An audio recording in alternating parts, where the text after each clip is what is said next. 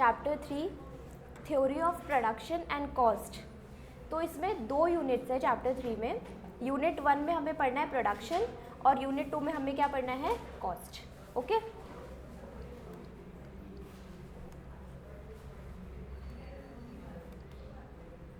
Start करते हैं meaning of production से।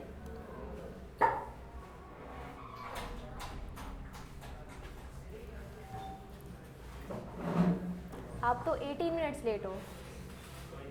कोई नहीं, अच्छा वो तो मैं बताऊंगी ना, कोई नहीं कि है बात की नहीं। और आप और वो का है सुहान नहीं आएगा। ओहो, गोवा में लॉन्ग वेकेशन पे गया है वो, अब स्कूल खुलने के बाद ही आएगा। चलो अब पढ़ना शुरू करो। Meaning of production. Production is a very important economic activity. Economic activity का मीनिंग तो सबको पता ही होगा, है ना। हमने इकोनॉमिक्स में क्लास 11th में पढ़ा था ना, what is economic activity and what is non economic activity. तो इकोनॉमिक एक्टिविटी क्या होता है, जिसमें हम कुछ काम कर रहे होते हैं कुछ कंसिडरेशन के लिए, मतलब कि कुछ हमें मिलता है, पेमेंट मिलती है। और एक वो काम होते हैं जो हम out of love and affection करते हैं, है ना। जैसे कि यहाँ पर हम एग्जाम्पल लेते हैं ना, a teacher teaching his her son, और फिर a teacher teaching at school. तो इसमें स्कूल में पढ़ा रही है वो तो इकोनॉमिक एक्टिविटी, और अपने घर पे पढ़ा रही है तो नॉन इकोनॉमिक एक्टिविटी। तो प्रोडक्शन है क्या, एक बहुत ही इंपॉर्टेंट इकोनॉमिक एक्टिविटी है, ठीक। तो इसका मतलब हम ये ले सकते हैं कि यहाँ पर नॉन इकोनॉमिक एक्टिविटीज़ इन्वॉल्व नहीं हैं, ठीक है। ये एक पॉइंट हो गया कि production is a very important economic activity. As we are aware, the survival of any firm in competitive market depends upon its ability to produce goods and services. जब भी हम प्रोडक्शन की बात करते हैं ना, तो सबसे पहले हमारे दिमाग में क्या आता है, गुड्स ही आते हैं सिर्फ, है ना। हम सिर्फ क्या सोचते हैं कि गुड्स मैन्युफैक्चर करना, कोई सामान बनाना, टेबल चेयर कंप्यूटर, कुछ मतलब ऐसे गुड्स सोचते हैं। लेकिन प्रोडक्शन में सर्विसेज भी इन्वॉल्व होती है, ठीक है। जैसे कि यहाँ पर आप लोग आ रहे हो, आपको टीचिंग सर्विसेज मिल रही है, ये भी प्रोडक्शन में इन्वॉल्व होगा। यहाँ पर लिखा है produce goods and services as well. तो ये आपको ध्यान में रखना है कि जनरली हमारे दिमाग में प्रोडक्शन जब भी हम सुनते हैं तो गुड्स आ जाता है, लेकिन इसमें सर्विसेज भी इन्वॉल्व होंगी, okay. At a competitive cost. One of the principal concern of business managers is the achievement of optimum efficiency in production by minimizing cost of production. तो हमें क्या करना है, हमारी जो कॉस्ट है उसको मिनिमाइज करना है और उसके अकॉर्डिंग हमें प्रोडक्शन करना है। जब हम कॉस्ट को मिनिमाइज करेंगे तभी तो हमारा प्रॉफिट क्या हो पाएगा, इंक्रीज हो पाएगा। The performance of an economy is judged by the level of its production. The amount of goods and services an economy is able to produce determines richness or poverty of that economy. हम बोलते हैं ना, GDP से हम एक economy कितनी strong है या स्ट्रॉन्ग नहीं है ये निकाल पाते हैं। तो वो जो ग्रॉस डोमेस्टिक प्रोडक्ट है वो एक्चुअल में तो हमारे गुड्स एंड सर्विसेज ही हैं, है ना। तो यहाँ पर प्रोडक्शन इतना इम्पॉर्टेंट है एक इकोनॉमी के लिए कि जितनी अच्छी प्रोडक्शन, जितना हमारा लेवल ऑफ प्रोडक्शन अच्छा होगा इकोनॉमी में, उतना अच्छा हम बोल सकते हैं कि एक इकोनॉमी अच्छे से वर्क कर रही है ना। In fact the standard of living of people depends on volume and variety of goods and services produce in a country. Thus USA is a rich country just because उसका level of production क्या है, high है, okay. तो first paragraph में हमने क्या important बातें पढ़ी है कि प्रोडक्शन एक इकोनॉमिक एक्टिविटी है। प्रोडक्शन में सिर्फ गुड्स इन्वॉल्व नहीं होते, सर्विसेज भी आती हैं, और जितना अच्छा प्रोडक्शन उतनी अच्छा उस इकोनॉमी का लेवल, है ना। जितने ज़्यादा प्रोडक्शन होगा, जितना अच्छा प्रोडक्शन होगा, उतनी कंट्री वो रिच बनेगी, ठीक है। In common parlance the term production is used to indicate an activity of making something material. Production में हम कर क्या रहे हैं, ये एक एक्टिविटी है, ये एक प्रोसेस है जिसमें हम कुछ मटीरियल बना रहे हैं। The growing of wheat, rice, any agricultural crop by farmers and manufacturing of cement, radio sets, wool, machinery or any other industrial product is often referred as production. तो हमने यहाँ पर ये सब किसकी बात करी, हमने ये सब गुड्स की बात करी कि इन सारे इंडस्ट्रियल प्रोडक्ट्स का प्रोडक्शन मतलब कि बनाना, इनको ग्रो करना, राइस ग्रो करना, क्रॉप ग्रो करना, सीमेंट की मैन्युफैक्चरिंग, रेडियो सेट्स की मैन्युफैक्चरिंग, मशीनरी की मैन्युफैक्चरिंग या कोई भी इंडस्ट्रियल प्रोडक्ट की मैन्युफैक्चरिंग को हम क्या बोलेंगे, प्रोडक्शन बोलेंगे. What exactly do we mean by production in economy? In economics, the word production is used wider sense to denote the process by which man utilizes resources such as men, material, capital and time etc. अगर हम short में बोलना चाहे तो इसको मतलब और अच्छे से कंक्लूड करना चाहे तो प्रोडक्शन क्या है, हम क्या कंबाइन कर रहे हैं यहाँ पर, हमारे फैक्टर्स ऑफ प्रोडक्शन है ना, फैक्टर्स ऑफ प्रोडक्शन को सही तरीके से यूटिलाइज करके उसको कंबाइन करके हम क्या करते हैं, प्रोडक्शन करते हैं. Working upon them to transform them into commodities and services, again why goods and services, so as to make them satisfy human wants.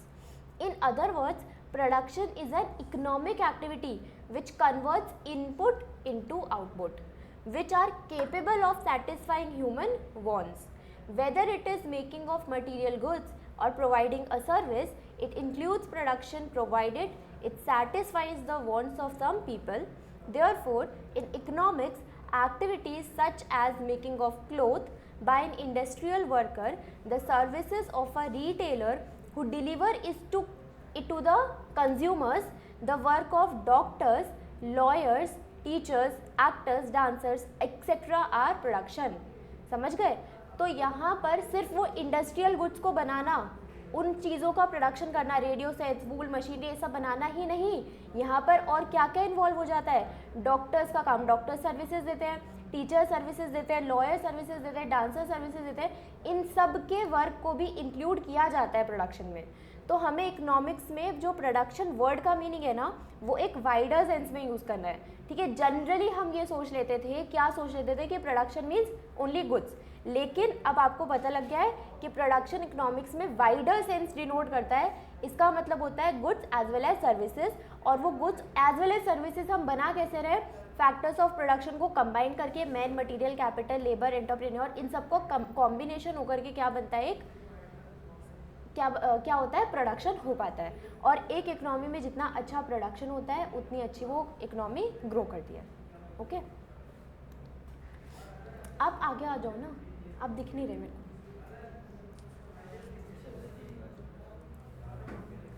कहीं पता लगे सो गए, वैसे वो अच्छा बच्चा है.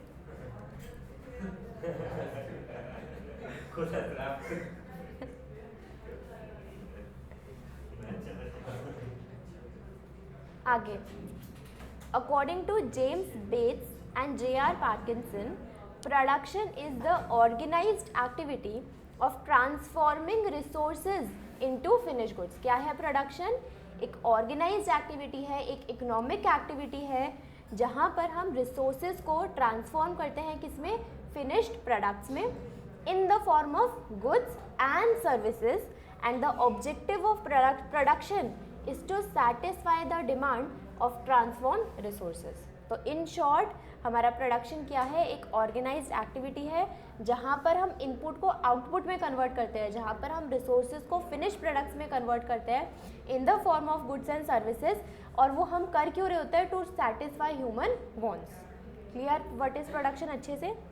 It should be noted that production should not taken to mean as creation of matter, because according to fundamental law of science, ये एक लाइन MCQ के लिए हो सकती है. ठीक है, production does not, should not taken to mean as creation of matter, because according to fundamental law of science, man can not create matter.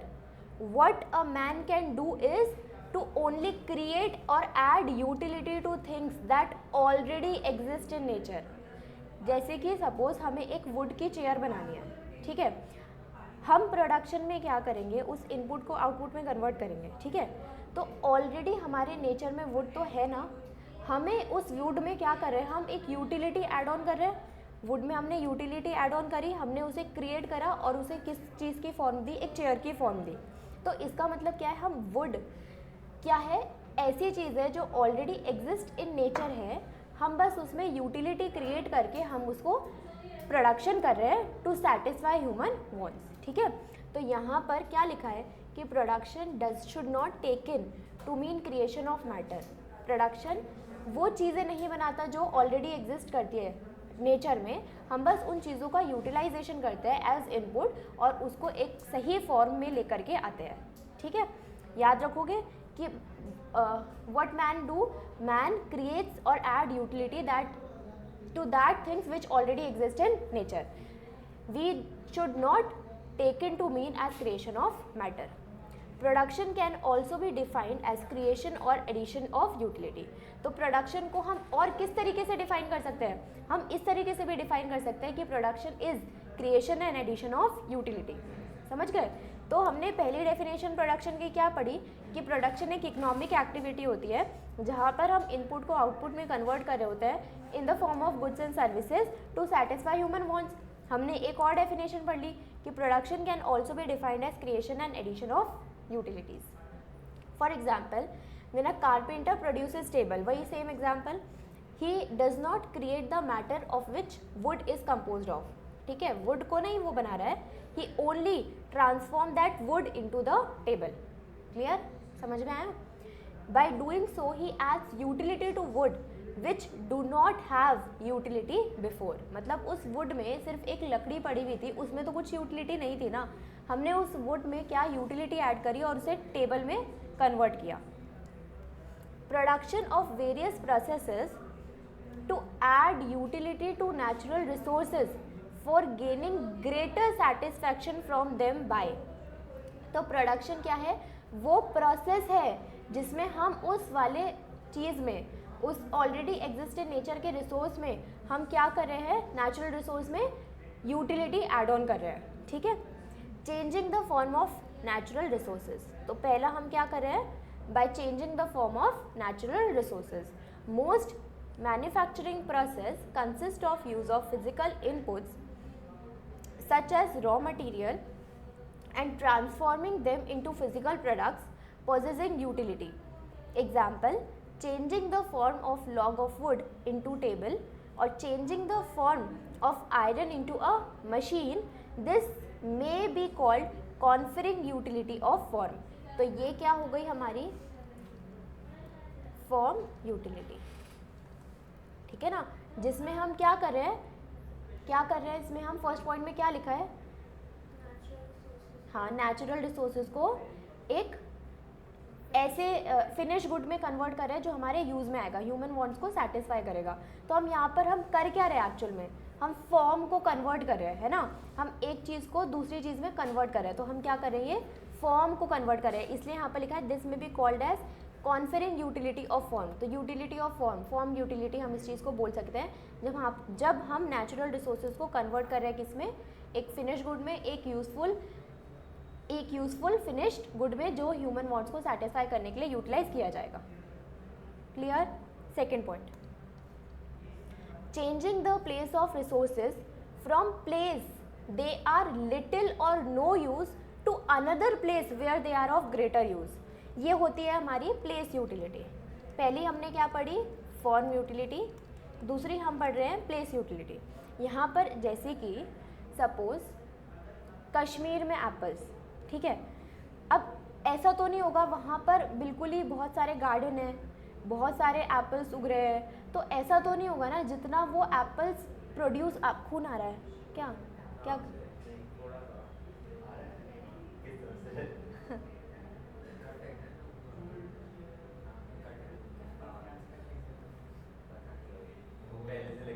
हाँ, तो क्या हो रहा है यहाँ पर कि क्या बोल रही थी मैं, एप्पल्स, हाँ, तो एप्पल्स वहाँ पर बहुत सारे हैं कश्मीर में, ठीक है। अब वहाँ पर क्या हो रहा है कि जितने एप्पल्स वो लोग प्रोड्यूस कर रहे हैं उतने के सारे खा थोड़ी ना जाएंगे, है ना, वो क्या करेंगे, बाहर भेजेंगे। ठीक है। हमारी कंट्री में भी, इंडिया में भी अगर किसी चीज़ का प्रोडक्शन बहुत ज़्यादा हो रहा है तो हम खुद ही कंज्यूम तो नहीं कर लेंगे, जो एक्स्ट्रा होगा हम बाहर की कंट्रीज़ में भेजेंगे, है ना। बाहर की कंट्री से हमारे पास पेट्रोल आता है, तो वो लोग सारा, मतलब कि ऐसा होता है ना कि हम कुछ चीज़ अगर प्रोड्यूस कर भी रहे हैं तो हम सिर्फ उसको सेल्फ कंजम्पशन के लिए यूज़ तो नहीं कर सकते हैं, उसमें जो बचेगा हम उसको सेल आउट भी करेंगे। तो मतलब वो जो प्रोडक्ट है वो अपने एक जगह से दूसरी जगह पर भी तो जा रहा है ना, उसका प्लेस चेंज हो रहा है, ठीक है। फॉर्म यूटिलिटी में हम फॉर्म चेंज कर रहे थे, प्लेस यूटिलिटी में हम प्लेस को चेंज कर रहे हैं, ठीक है। जैसे कि extraction from earth, example removal of coal, mineral, gold and other metal ores from mines and supplying them to market. हमने कोल एक्सट्रैक्ट करा, तो हमने एक जगह से कोल एक्सट्रैक्ट करा तो हम उसको दूसरी प्लेस पर भी तो भेज रहे हैं जहाँ पर उस फैक्ट्री में उसकी ज़रूरत है। तो ये क्या हो रहा है, प्लेस का चेंज होना। अब उस फैक्ट्री में जाकर के वो कोल यूटिलाइज भी तो होगा, उसे एक प्रोडक्शन के प्रोसेस में लेकर के आया जाएगा, है ना। तो हम उसका क्या चेंज कर रहे हैं, हम प्लेस चेंज कर रहे हैं। Transforming goods where they give little or no satisfaction to the places they give more utility. जैसे कि हमने वो कोल एक्सट्रैक्ट करा कोल माइन से, अब वहाँ पर ही वो कोल पड़ा रहता तो उसका कुछ यूटिलाइजेशन हो पाता, उसको हम वहाँ पर यूज़ नहीं कर पाते ना, जब तक वो कोल एक फैक्ट्री में ना पहुँचे या फिर ऐसी जगह पर ना पहुँचे जहाँ पर उसकी ज़रूरत है, तो उसका तो कोई यूज़ ही नहीं होगा। तो हमें उस गुड को ऐसी जगह से ट्रांसफ़र करना है जहाँ पर उसका यूज़ कम है या नहीं है, ऐसी जगह पर जहाँ पर उसकी यूटिलिटी ज़्यादा क्रिएट हो पाएगी, ठीक है। ये लाइन समझ में आई। Transferring goods from where they give little or no satisfaction to the places where their utility is more, okay. Tin in Malaya is of little use until it is brought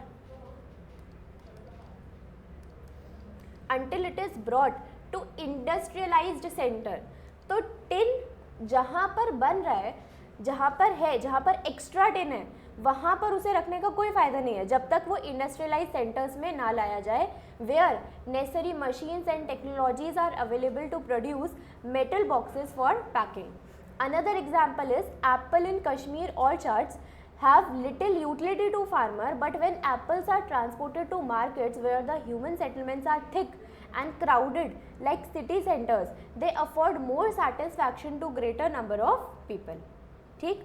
These examples emphasize the additional utility conferred on goods by all forms of transportation system, by transport workers and by agents who assist in the movement and marketing of goods। दो utility समझ में आ गई आपको। हमने सबसे पहले ये देखा था कि production can be defined as creation और एडिंग ऑफ यूटिलिटी, ये हमने एक प्रोडक्शन की एक डेफिनेशन पढ़ी थी। फिर उसके बाद हम पॉइंट वाइज क्या देख रहे हैं कि हम उस यूटिलिटी के कितने टाइप्स हो सकते हैं। सबसे पहला टाइप, फॉर्म को चेंज करना, नेचुरल रिसोर्सेज को एक फिनिश गुड्स में चेंज करना। दूसरा पॉइंट हमने देखा, प्लेस को चेंज करना, उस गुड को ऐसी प्लेस से लेकर के आना जहाँ पर उसका कम यूज़ है या यूज़ नहीं है, ऐसी प्लेस पर जहाँ पर उसका ज़्यादा यूटिलिटी क्रिएट हो सकता है। दो पॉइंट अच्छे से क्लियर हो गए ना। Third point, making available material at times when they are not normally available.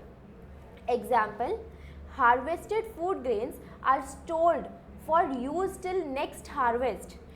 Canning of seasonal fruits undertaken to make them available during off season, this may be called utility of time। Third utility आपकी कौन सी है, time utility. जैसे कि mangoes होते summer season में हैं, लेकिन अगर आप विंटर में मैंगो ढूंढने जाओगे तो मिल जाएंगे, है ना, ऐसा तो नहीं होगा कि नहीं मिलेंगे। ऐसा क्यों कि मिल जाते हैं हमको, हम उसको स्टोर करके रखते हैं, है ना, एक पर्टिकुलर टेम्परेचर पे हम उसको स्टोर करके रखते हैं। तो ये होती है टाइम यूटिलिटी कि हम ऐसे फ्रूट्स या ऐसे वेजिटेबल ऐसे टाइम पर भी हमें मिल पा रहे हैं जब उसका सीज़न ही नहीं है, तो हम उसको स्टोर करके रख रहे हैं, हम उसको टाइम यूटिलिटी हो रही है उसकी, है ना। हम उसको उस सीज़न में तो खाते ही है, कंज्यूम करते ही है, लेकिन हम उसको फिर स्टोर करके भी रखते हैं ऐसे टाइम के लिए जहाँ पर हमें उसका प्रोडक्शन नहीं होता, उस गुड का प्रोडक्शन नहीं होता। तो टाइम यूटिलिटी क्या है, ऐसे टाइम पर वो गुड अवेलेबल होना जहाँ पर जनरली वो प्रोड्यूस नहीं किया जा सकता, ठीक है। तो हम क्या करते हैं, making materials available at times where they are normally not available, ठीक। Example, harvested food grains, next harvest तक हम क्या करके रखेंगे, उसको वेयर हाउस में स्टोर करके रखेंगे।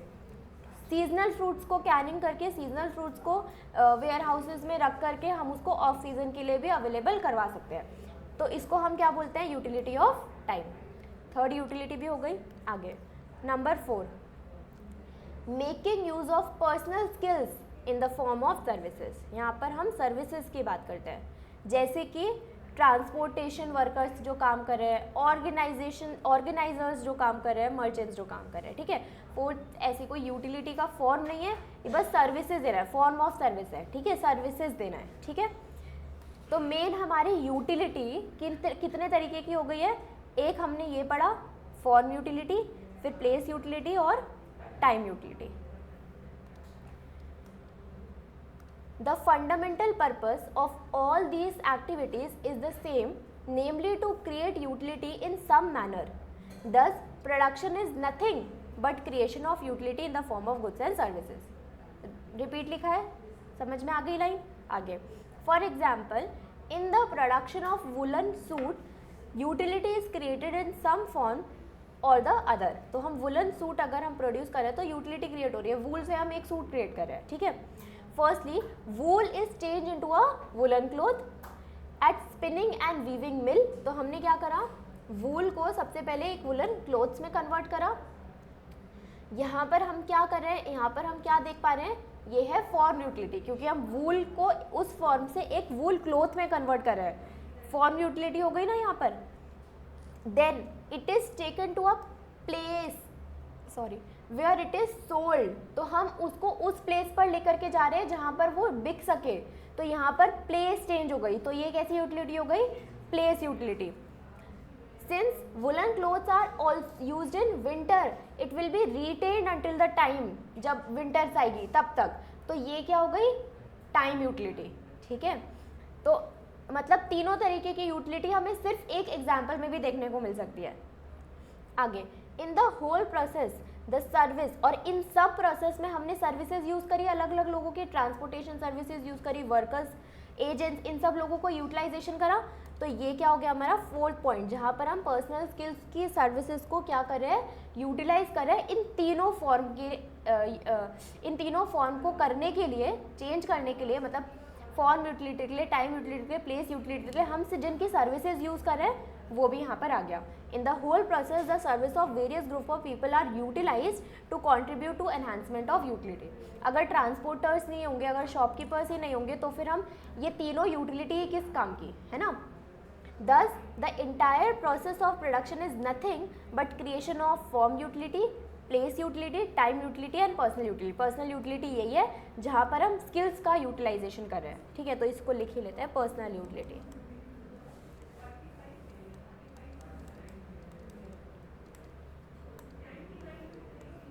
आगे, it should be noted that production process need not necessarily involve conversion of physical input into physical output. For example, production of services are those of lawyers, doctors, musicians, consultants, etc. involve intangible inputs to produce tangible output. ज़रूरी नहीं है कि आप production process में किसी input को ही लेकर के आओ और आउटपुट में कन्वर्ट करो, ठीक है। कई बार, क्योंकि हमने फर्स्ट पैराग्राफ में ही रीड करा था जब ये चैप्टर शुरू करा था कि प्रोडक्शन प्रोसेस में सिर्फ गुड्स इन्वॉल्व नहीं होगा, सर्विसेज भी आएंगी, ठीक है। तो अब सर्विसेज भी आएंगी, तो सर्विसेज में हम किस इनपुट को किस आउटपुट में यूटिलाइज कर रहे हैं। डॉक्टर अपनी पढ़ाई का यूटिलाइजेशन कर रहा है, टीचर अपनी पढ़ाई का यूटिलाइजेशन कर रहा है, और उससे फिर उसका आउटपुट निकल रहा है। तो यहाँ पर वो जो इनपुट है वो इनटैंजिबल इनपुट है ना, हमें दिखाई तो नहीं दे रहा है। इनटैंजिबल इनपुट को हम एक टैंजिबल आउटपुट में कन्वर्ट करके आ रहे हैं। But production does not include work done within household by anyone out of love and affection। पहली ही लाइन हमने ये पढ़ी थी कि production is very important economic activity. तो इसी लाइन को पढ़ के ही हमें समझ में आ गया था इसमें नॉन इकोनॉमिक एक्टिविटी नहीं है। तो ऑब्वियसली यहाँ पर वो वाली एक्टिविटीज़ नहीं है जो हम out of love, affection, voluntary services या सेल्फ कंजम्पशन के लिए करते हैं, ठीक है। Intention to exchange in the market is essential component of production. The money expenses incurred in the production of process, that is transforming resources into finished product, constitute the cost of production. Although cost of production is not taken into account for a pure production analysis, it is an extremely vital matter for any business decision making. तो production क्या है, एक बहुत ही important decision making, business के लिए decision making करना है. Nevertheless the theory of production we would confine ourselves to law of production, production function, method of production optimization. However, it is necessary to remember that production decision cannot depend merely on physical productivity based on operating efficiency alone. The profitability of productive activity would depend upon the revenue realized from the output and cost in raising that output. Aspects of cost and revenue will be discussed in the following units. तो ये वाली चीज़ें अभी हम पढ़ेंगे एक एक करके इस पूरे चैप्टर में. तो हम क्या कर रहे हैं, production input to output convert कर रहे हैं, और इसमें और भी चीज़ें आएंगी जो हम इस वाले लास्ट वाले पैराग्राफ में जो बातें लिखी है ना वो हम डिटेल में पढ़ेंगे अभी चैप्टर में, ठीक है. अब ये जो हमने पूरा पार्ट पढ़ा सिर्फ इंट्रोडक्शन का, इतने पूरे से हमें इतना समझ में आना चाहिए. एक बार रिवाइज करें तो प्रोडक्शन इकोनॉमिक एक्टिविटी है, नॉन इकोनॉमिक एक्टिविटीज़ में इन्वॉल्व नहीं होगी. प्रोडक्शन की दो डेफिनेशन देखी, एक तो हमने एक जो इन्होंने दी थी James Bate and J R Parkinson ने. इन्होंने क्या बोला था कि इनपुट को आउटपुट में कन्वर्ट करना, organised activity to satisfy human wants. फिर उसके बाद हमने ये भी देखा कि प्रोडक्शन क्या है, यहाँ पर हम एग्जिस्टिंग जो चीज़ें हैं हमारे नेचर में उसको एक आउटपुट में कन्वर्ट करते हैं. यहाँ पे हम उसमें यूटिलिटी ऐड करते हैं, और यूटिलिटी इन 4 तरीके की होती है, ठीक है. और एक ही एग्जाम्पल में चारों यूटिलिटी का हमने एग्जाम्पल देख लिया. फिर उसके बाद दूसरी चीज़ हमने ये देखी कि सर्विसेज भी इन्वॉल्व होती है प्रोडक्शन में, जहाँ पर हम ऐसे इनपुट का जहाँ पर हम इनटैंजिबल इनपुट्स डालते हैं और टैंजिबल सर्विसेज मिलती है हमको, ठीक है. इनटैंजिबल इनपुट डालते हैं जैसे कि डॉक्टर, टीचर्स, इन सब के लिए, ठीक है. Next topic, factors of production. अरे ये हिल कैसे गया?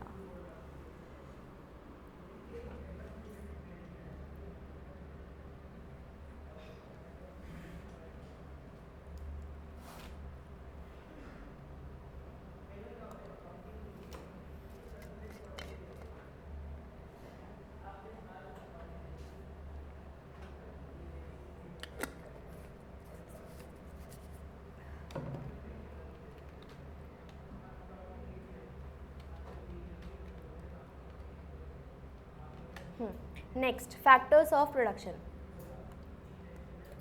फैक्टर्स ऑफ प्रोडक्शन सबको पता है क्या होते हैं, कैपिटल, एंटरप्रेन्योर. हमें इस चैप्टर में पढ़ना क्या है, ये जो फैक्टर्स ऑफ प्रोडक्शन है, आपने अभी तक क्या देखा होगा, इन 4 वर्ड्स को ही पढ़ा होगा सिर्फ. इनका एक्चुअल मीनिंग क्या होता है ना वो कभी नहीं पढ़ा होगा अभी तक. तो लैंड का एक्चुअल मीनिंग, लेबर का एक्चुअल मीनिंग, कैपिटल और एंटरप्रेन्योर लगता होगा कि पता है, लेकिन जब पढ़ोगे तब इसमें और भी चीज़ें दिखेंगी जो आपको नहीं पता है, ठीक है. तो इनको हमें और डिटेल में पढ़ना है अभी फैक्टर्स ऑफ प्रोडक्शन को. Factors of production refer to input. ये क्या होते हैं, हमारे इनपुट होते हैं, और प्रोडक्शन प्रोसेस में हम क्या करते हैं, इन्हीं इनपुट्स को आउटपुट में कन्वर्ट करते हैं बाय एडिंग यूटिलिटी, ठीक. An input is a good or service which a firm buys for the use in its production process. Production process requires a wide variety of inputs depending on the nature of output.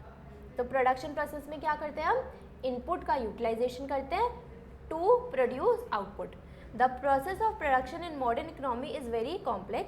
A good has to pass through many stages and many hands until it reaches to consumer hands in a finished form. तो obviously बहुत सारे stages से good को गुजरना पड़ता है consumer तक पहुँचने के लिए. Land, labor, capital, entrepreneur ability are 4 factors or resources which make it possible to produce goods and services. Even a small piece of bread cannot be produced without active participation of these factors of production. तो हमें छोटे से छोटे भी production करनी है ना, तो भी हमें इन 4 चीज़ों की ज़रूरत होगी ही. While land is free gift of nature refers to natural resources, the human endeavor is classified functionally and quantitatively into 3 main components, namely labor, capital, entrepreneur. तो लैंड हमारा नेचुरल गिफ्ट ऑफ नेचर है, वो available है as natural resource, लेकिन बाकी चीज़ें हमें create करनी है. कैपिटल हमें लेकर के आनी है, कैपिटल का जुगाड़ हमें करना पड़ेगा, लोन से, शेयर होल्डर फंड से, अलग अलग चीज़ों से हम करते हैं. लेबर हमें चाहिए, स्किल्ड अनस्किल्ड, और एंटरप्रेन्योर्स जो इन सबको इकट्ठा करता है. एंटरप्रेन्योर कौन होता है? जो बाकी के सब फैक्टर्स को इकट्ठा करता है और एक प्रोडक्शन प्रोसेस स्टार्ट करता है. ठीक है.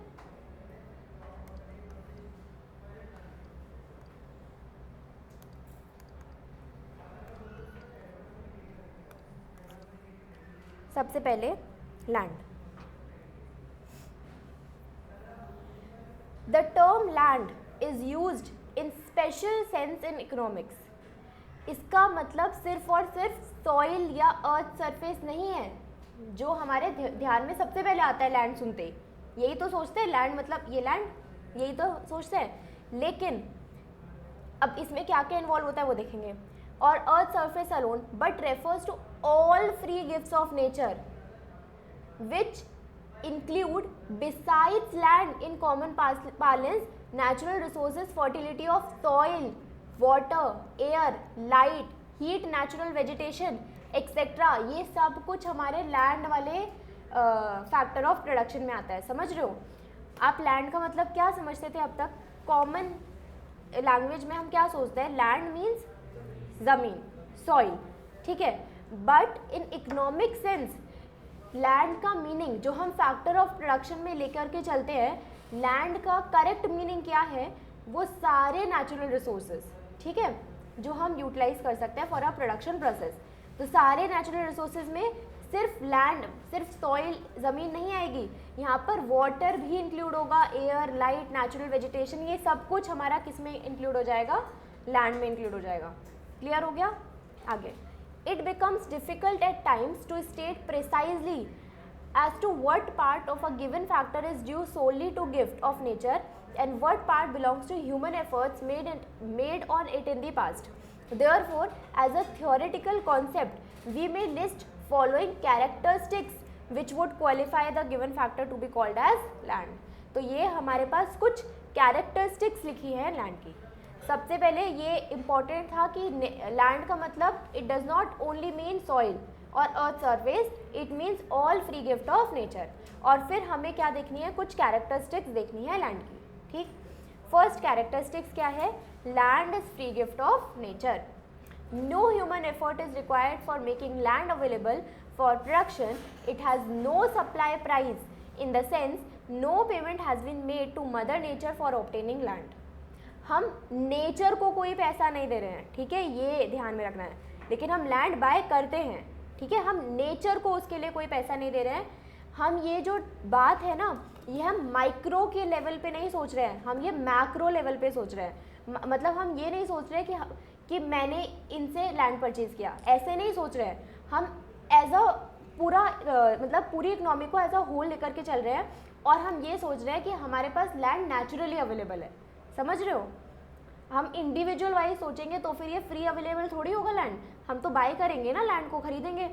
तो यहाँ पर land free gift of nature का मतलब कि हम मदर नेचर को कोई भी पैसा नहीं पे कर रहे हैं. ठीक है. आगे. Supply of land is fixed. अब ये चीज़ भी देखो, अगर दो तरीके से सोचे, सोचने का तरीका डिफरेंट हो सकता है, लेकिन यहाँ पर हम माइक्रो लेवल पर माइक्रो बोल रही हूँ, मैक्रो लेवल पर सोचते हुए चल रहे हैं. ठीक है. Land is fixed. अगर हम मैक्रो लेवल पर सोचे तो हमारे पास ज़मीन तो उतनी है ना जितनी है. बाकी का पानी, मतलब कि पानी भी इसी में होता है, मतलब कि जो नेचुरल रिसोर्सेज है, पानी, नेचुरल वेजिटेशन, सॉइल, वो तो उतना ही है ना, उससे एक्स्ट्रा तो हो नहीं सकता, है ना. अगर ये हम मैक्रो लेवल पर सोचे तो. लेकिन अगर हम माइक्रो लेवल पर सोचे तो हमारे पास तो उतनी ज़मीन है जितनी हमने खरीदी है और हम खरीद सकते हैं, तो वहाँ पर फिक्स नहीं होता. लेकिन ये जहाँ की बात सोच रहे हैं, ये सबको एज अ होल लेकर के चल रहे हैं. कैरेक्टरिस्टिक्स उस तरीके से बताए गए हैं. ठीक है. आगे. तो फ्री गिफ्ट ऑफ नेचर, हम कोई मदर नेचर को पेमेंट नहीं कर रहे हैं इसके लिए, और लैंड की सप्लाई क्या है, फिक्स्ड है. Land is strictly limited in quantity. It is different from other factors of production. No change in demand can affect the amount of land in existence. ऐसा नहीं होगा कि अगर हमारी डिमांड बढ़ेगी तो हमारा लैंड हम बढ़ा सकते होंगे. लैंड हमारा उतना का उतना ही रहेगा जितना कि एज नेचर हमें हमारे पास अवेलेबल है.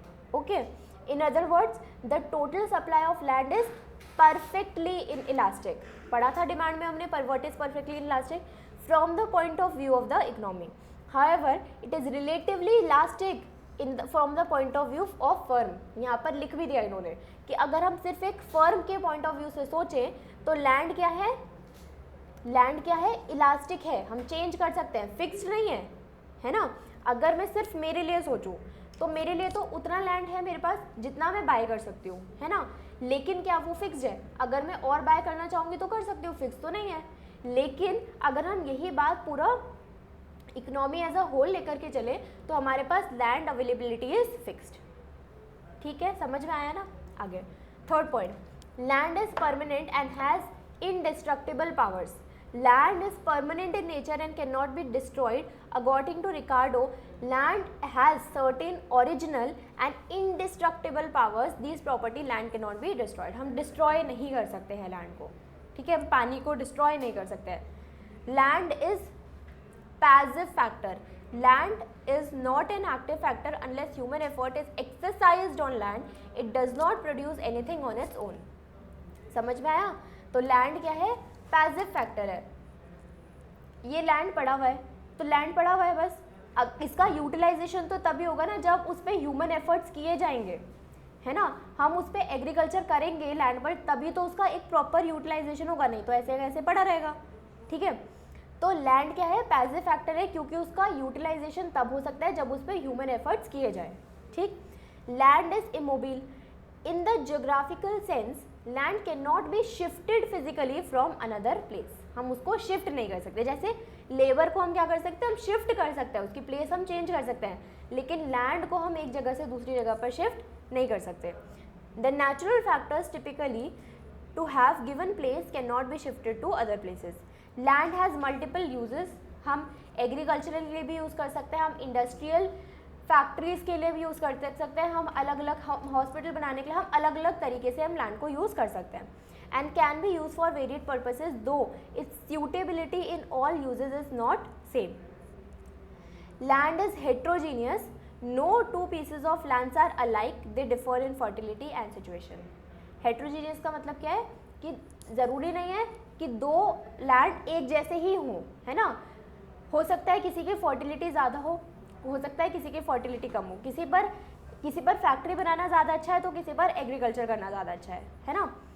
तो समझ में आया आप लोगों को what are the characteristics of land. Free gift of nature. Supply is fixed in macro level पे. अगर हम सोचे तो फर्म के लेवल पर सोचे तो इट इज़ इलास्टिक, चेंज हो सकती है. ठीक है. Land is permanent and has indestructible powers. Land is passive factor. Land is immobile. Land has multiple uses. Land is heterogeneous. याद हुआ पढ़ते पढ़ते? कुछ ध्यान से सुनोगे तो लर्न भी होगा. लेबर. अब इकोनॉमिक्स में हमारे पास MCQ ही आता है पूरा क्वेश्चन पेपर, और वो जो क्वेश्चंस आते हैं वो इन्हीं में से कोई एक लाइन स्टडी मटेरियल से ही होती है, स्टडी मटेरियल के बाहर से होती ही नहीं है. ठीक है. लेबर. अच्छा ठीक है, 2 मिनट का ब्रेक सिद्धार्थ की डिमांड पे. अभी तो लेकिन 1 घंटा भी नहीं हुआ था. चलो कोई नहीं.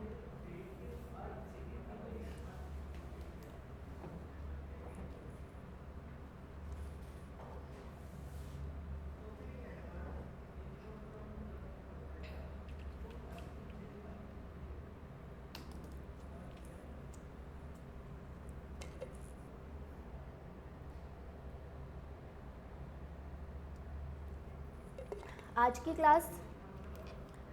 की क्लास तो 2:30 तक है ना. कल की क्लास टाइम पर डिपेंड नहीं करेगी. कल की क्लास जब तक ये चैप्टर ख़त्म नहीं होगा तब तक चलेगी. जल्दी भी हो सकती है और लेट भी हो सकती है. 34 पेजेस है आई थिंक. जितना भी है वो अब ठीक है, मैंने पहले ही बता दिया। जब तक कंप्लीट नहीं होगा ये मत भूलना कि बस चले जाते हैं अब हम।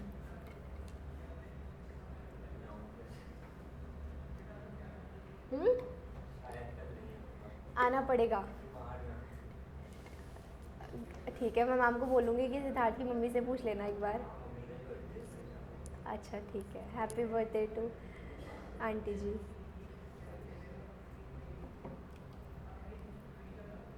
फिर आपको रिकॉर्डिंग देख के आनी है नेक्स्ट क्लास में।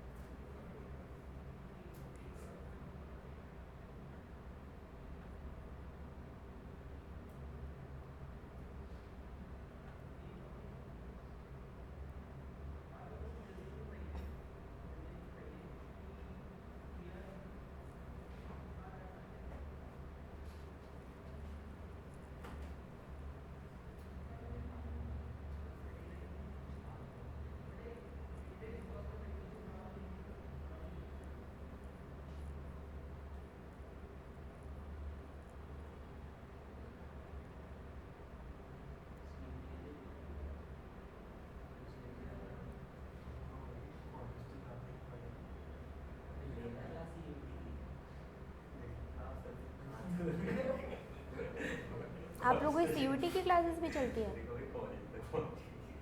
आप तो यहाँ पे यही पढ़ते हो ना बस, CA फाउंडेशन। आप सब पढ़ते हो, आप भी सिर्फ CA फाउंडेशन। इसकी पूछ रही थी ना। आप कहाँ लेते हो क्लासेस, लेते हो कि नहीं लेते हैं?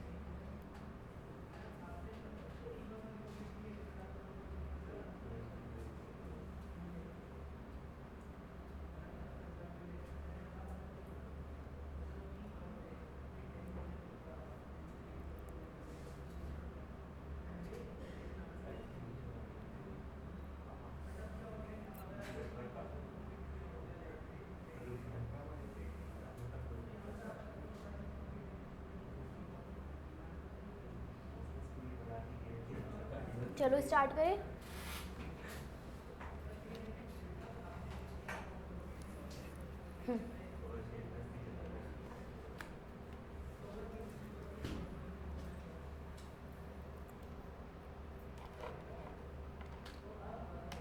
Labor. The term labor means any mental or physical exertion directed to produce goods or services. तो लेबर में हम क्या करते हैं कि हम हमारे दिमाग का भी यूटिलाइजेशन होता है और कभी कभी फिजिकल यूटिलाइजेशन भी होता है। मतलब लेबर फैक्ट्री में भी काम करने के लिए यूज़ होता है, और जो मेंटल एक्सरसाइज भी कर रहे हैं, स्किलफुल वाले लोग भी, उनको भी हम लेबर में ही काउंट करते हैं। ठीक है, all human efforts of body और माइंड, यहाँ पर जितने भी ह्यूमन एफर्ट्स हैं वो किस में इन्वॉल्व होते हैं, लेबर में, ठीक है। लेबर का मतलब सिर्फ वो वर्कर्स नहीं होता है, लेबर में जितने भी ह्यूमन एफर्ट्स है ना किसी भी लेवल पर, वो सब लेबर में आते हैं, समझ रहे हो। जैसे कि हमने लैंड में क्या समझा कि लैंड सिर्फ अर्थ सॉइल नहीं है, लैंड में सब कुछ नेचुरल रिसोर्सेज, सारा नेचुरल रिसोर्सेज हमारे लैंड में है। वैसे ही लेबर का मतलब सिर्फ वो वर्कर्स नहीं होते हैं, सारे ह्यूमन एफर्ट्स लेबर होते हैं, ठीक है।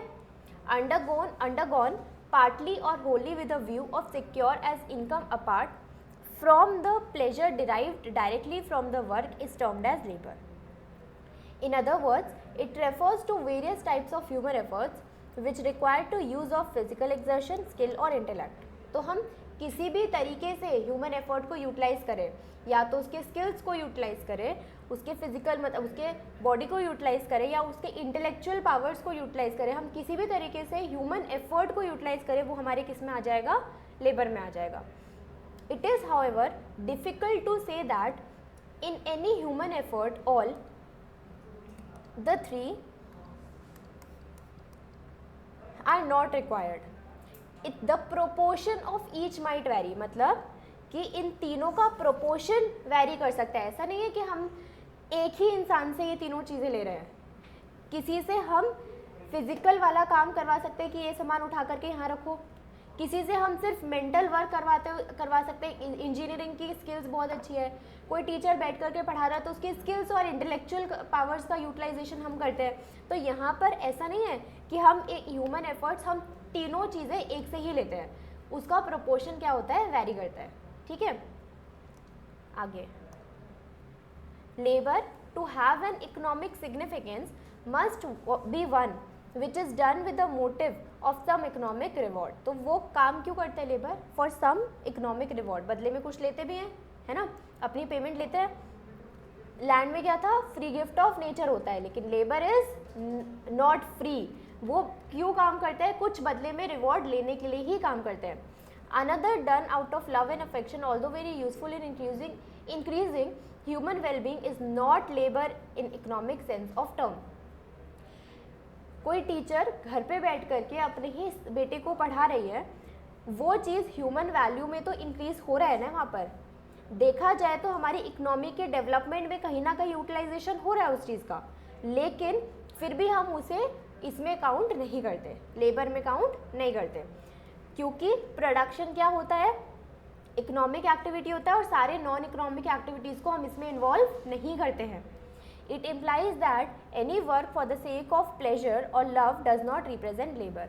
तो हमने फॉर प्लेजर मतलब हमने बस किसी चीज़ के बस्ती के लिए कुछ काम किया, भले कुछ इंटेलेक्चुअल हम यूज़ कर रहे हैं, हमारी एजुकेशन का यूज़ कर रहे हैं उस काम को करने के लिए, लेकिन तब भी आउट ऑफ लव अगर हम कोई भी काम कर रहे हैं तो वो हम इकोनॉमिक्स में इंक्लूड नहीं करेंगे। It is for this reason that the services of housewife is not treated as labor while that of maid services are treated as labor. If a person sings just for the sake of pleasure is not considered as labor, लेकिन अगर वो concert में गाना गाए, है ना, कोई बैठे बैठे ऐसे ही गाना गा रहा है तो वो लेबर नहीं है, लेकिन अगर कोई कॉन्सर्ट में गाना गाए, किसी फंक्शन में गाना गाए तो वो लेबर है, ठीक। On the other hand, if a person sings against the payment of some fee, then it signifies labor, है ना। On the other hand, अगर कोई गाना गा रहा है फीस लेने के लिए तो वो क्या हो जाएगा, लेबर में इंक्लूड हो जाएगा। तो लेबर ध्यान रखना कि सिर्फ फिजिकली काम करना लेबर नहीं होता, लेबर के अंदर इंटेलेक्चुअल स्किल्स और फिजिकल एग्जर्शन तीनों चीज़ें आती हैं, तीनों चीज़ों का प्रोपोर्शन डिपेंड करता है, और ये चीज़ इकोनॉमिक सेंस में होनी चाहिए, ठीक है। अब characteristics of labour, labour as compare to other factors is different, it is connected with human efforts whereas others are not directly connected with human efforts। तो लेबर क्या है, डायरेक्टली कनेक्टेड है बाय ह्यूमन एफर्ट्स, क्योंकि labour is equal to human effort only, है ना। जितने भी human efforts है, जहाँ पर भी ह्यूमन एफर्ट्स लगाए जा रहे हैं वही हमारा लेबर है।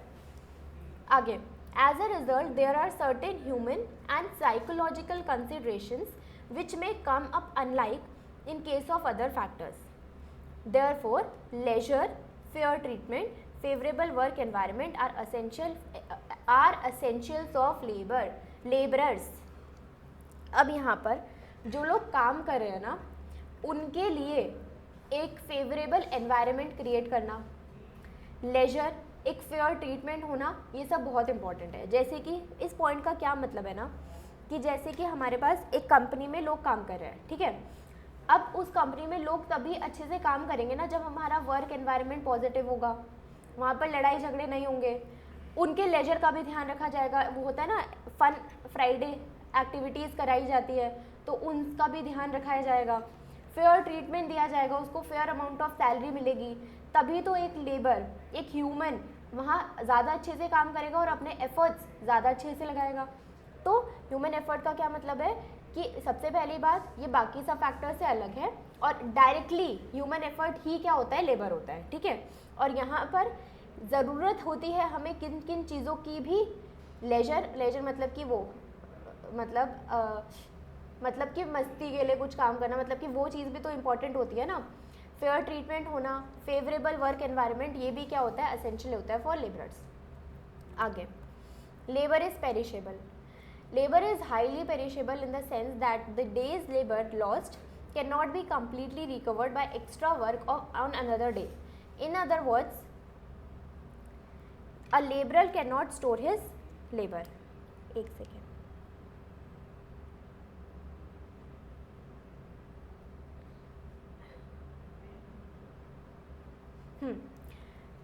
तो क्या आप ऐसा कर सकते हो कि आपने जो काम कराया जाता है, मतलब लेबर से जो काम कराया जाता है, उसके काम को कहीं स्टोर करके रख ले? ऐसा तो नहीं हो सकता ना। तो इसलिए लेबर इज़ पेरिशेबल।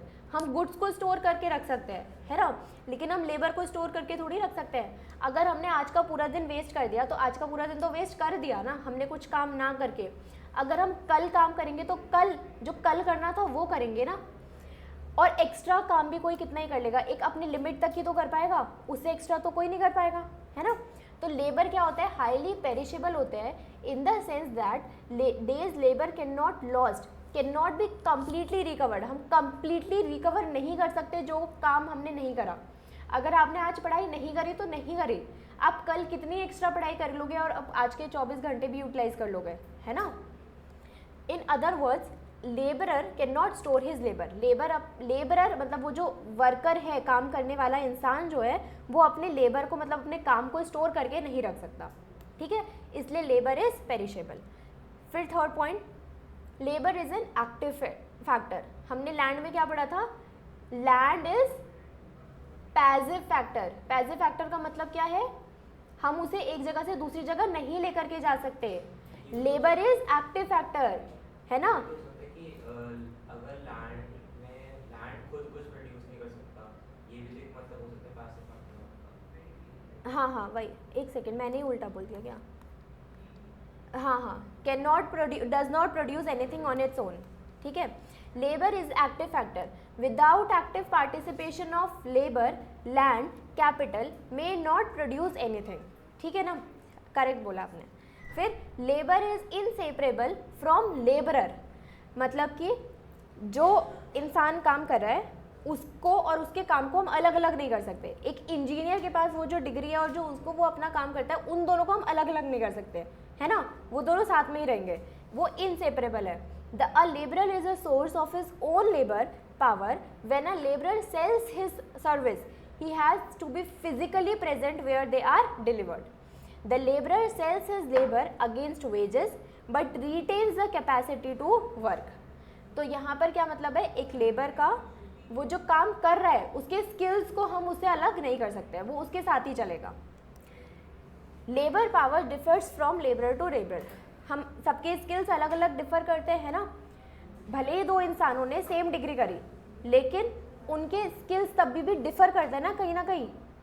मतलब ऐसा होता है ना कि दो बच्चों ने सीए ही करा, किसी की सैलरी कुछ और है, किसी की सैलरी कुछ और है ना, उनके स्किल्स पर डिपेंड करता है, उनको कितना अच्छा काम आता है उन पर डिपेंड करता है। तो labour power differs from labourer to labourer. Labour is heterogeneous in the sense that labour powers differs from person to person. Land में हमने क्या पढ़ा था, लैंड में भी हमने यही पढ़ा था कि दोनों की फर्टिलिटी अलग अलग हो सकती है, तो ऐसे ही लेबर में दोनों का स्किल्स डिफरेंट हो सकता है। कोई ज़्यादा अच्छे से काम कर सकता है, कोई लेबर वेट ज़्यादा उठा सकता है, कोई कम उठा सकता है, तो मतलब डिफ़र करती है। लेबर पावर और efficiency of labour depends upon the labour's inherent and acquired qualities, characteristics of work environment and incentive to work. और ये चीज़ें इन सब चीज़ों पे भी डिपेंड करती है, कैसा बिजनेस एनवायरनमेंट है, कैसा वर्क एनवायरनमेंट है, कैसा इंसेंटिव टू वर्क उनको मिल रहा है, कितना वेजेस उनको मिल रहा है, इस पर भी डिपेंड करता है। All labour may not be productive, all efforts are not sure to produce resources. सारे लेबर ऐसा भी हो सकता है कोई प्रोडक्टिव नहीं भी है। Labour has poor bargaining power, labour has weak bargaining power, labour has no reserve price since labour can not be stored, the labourer is compelled to work at wages offered to employers. For this reason, when compared to employers, laborers have poor bargaining power and can be exploited. तो यहाँ पर देखा जाए तो ये पूरी तरीके से ट्रू भी नहीं है अगर हम रियलिटी में देखें तो, है ना। लेकिन यहाँ पर क्या लिखा है कि लेबर की पुअर बार्गेनिंग पावर होती है। पुअर बार्गेनिंग पावर की मतलब कि उनको जो वेजेस एम्प्लॉयर दे रहा है उनको उसी पे वर्क करना पड़ता है, ठीक है। तो यहाँ पर क्या बोलना चाह रहे हैं कि लेबर एक्सप्लॉइट किए जा सकते हैं, उनको फोर्स किया जा सकता है at lower wages. The labour is economically weak while employer is economically powerful. तो ये वाला जो पॉइंट है ये देखा जाए तो ये यहाँ पर ज़्यादा सूटेबल उन वाले वर्कर्स के लिए बैठता है जो अनस्किल्ड वर्कर्स होते हैं, है ना। जो स्किल्ड है, जो एजुकेटेड है, वो तो अपने बार्गेनिंग वो तो नहीं वर्क करेगा जहाँ पर उसको बहुत कम वेजेस दिए जाएंगे, बहुत कम सैलरी दी जाएगी। तो यहाँ पर बेसिकली वो वेजेस वाले की बात की जा रही है कि उनको एक्सप्लॉइट किया जा सकता है। वो क्योंकि इकोनॉमिकली वीक होते हैं तो उनको कम वेजेस में काम करना पड़ सकता है, क्योंकि अगर कहीं और काम नहीं मिल रहा है तो।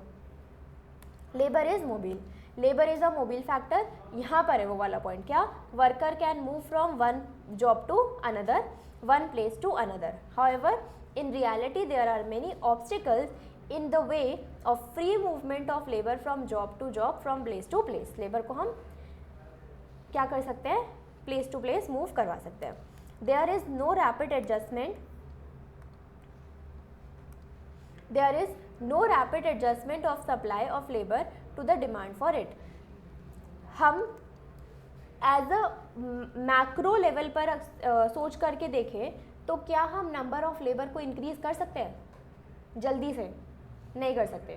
हमारे पास तो number of workers, number of people, भले स्किल्ड अनस्किल्ड, उतने ही रहेंगे ना जितने की है। हम उसकी सप्लाई को डिमांड के अकॉर्डिंग चेंज थोड़ी कर सकते हैं, है ना।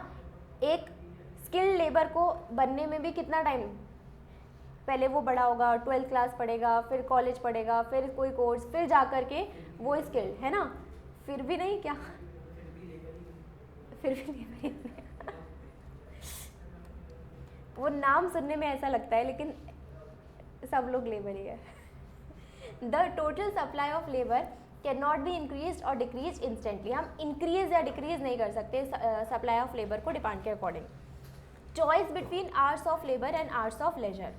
अब आपकी चॉइस होती है ना कि कितने घंटे आप पढ़ना चाहते हो और कितने घंटे आप खेलना चाहते हो। घर वाले बताते हैं, कोई बात नहीं। आपको जब पढ़ने के लिए बोलते हैं तो कभी कभी फ़ोन चला लेते हो ना चुपके चुपके रूम में बैठ के, चलाते हो। तो यहाँ पर चॉइस है लेबर की कि कितने घंटे उसको लेबर करना है और कितने घंटे उसको मज़े करने हैं। Hours of labour and hours of leisure. अब ये डिपेंड करेगा ना वेजेस में। अगर किसी वर्कर को ये बोला जाए कि आपको 1 घंटे के 100 रुपीज़ मिलेंगे, कम काम करेगा। उसको वैसे ही बोल दो कि 1 घंटे के 1000 रुपये मिलेंगे, वो 10 घंटे काम करेगा, है ना। A labourer can make a choice between hours of labour and hours of leisure. This feature gives rise to a peculiar backward bending shape. अब ये लाइन बहुत इंपॉर्टेंट है और ये MCQ में भी आ सकती है। क्या लिखा है? This feature give rise to a peculiar backward bending shape to supply curve of labor।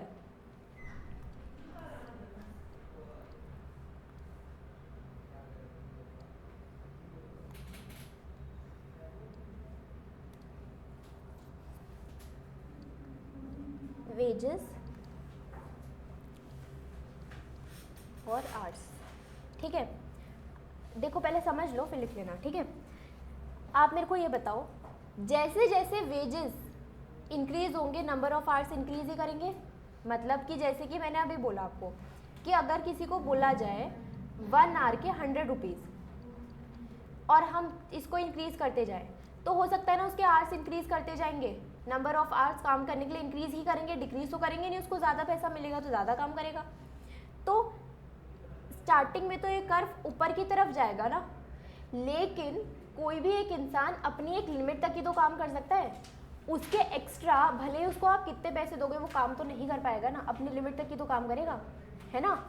तो ये जो कर्व है जो ऊपर जाता जा रहा है with the increase of labour, sorry with the increase of hours and wages, मतलब with the increase of wages number of hours भी इंक्रीज करते जा रहे हैं। इनिशियली तो ये इंक्रीज करेगा, लेकिन अपना एक मैक्सिमम पॉइंट भी तो रीच करेगा।